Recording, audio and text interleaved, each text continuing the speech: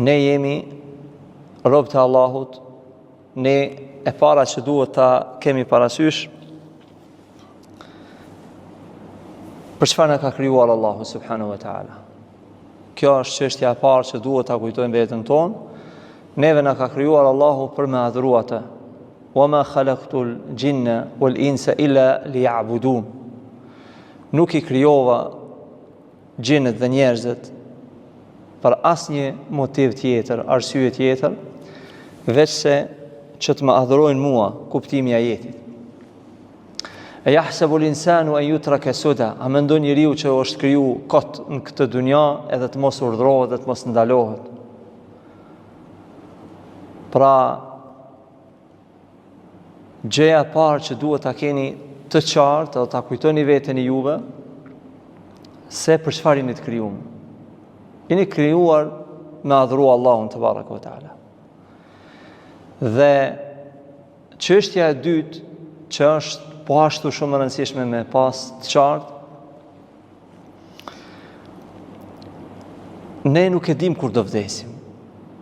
Ne nuk e dim kur do të na vijë momenti i vdekjes. Ajo innahum yarawnahu ba'idan wa narahu qariba, thot Allahu në Kur'an. Njerëzit e shohin ditën e gjykimit si diçka shumë të largët. Kur flasim për ditën e gjykimit, thuajse mi ka flasim për diçka që shumë larg ka më ndodh. Innahu qariba, ajo shumë afër.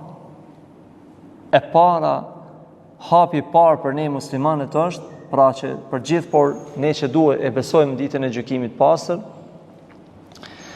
e para është, hapi i parë drejt ahiretit është vdekja. Pra në mes nesh dhe vdekjes mund të jenë ditë të caktuara, mund të jenë muaj, po edhe nëse janë vite, dekada.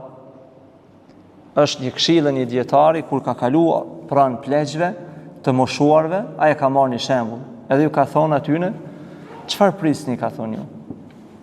Çfarë prisni? Pema e cila piqet, pra fruti, molla, ndeg, kur ajo pjeket, çka pritet? Me ranë tokë. Kështu është ai i cili është në moshën e pleqërisë, ka kalu vite.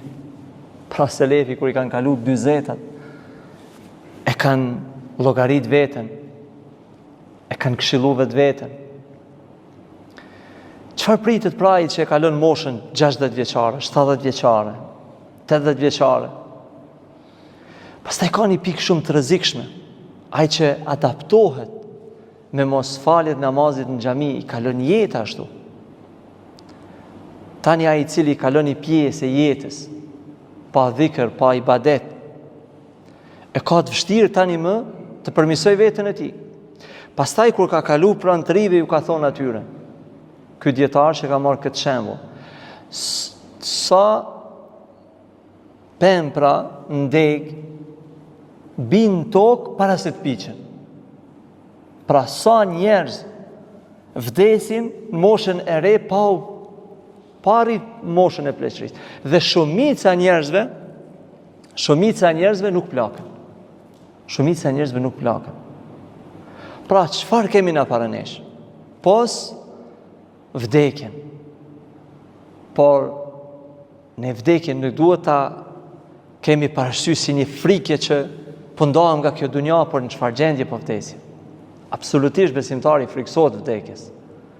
Por në një mënyrë tjetër, ka frikë se si po i vje fundi.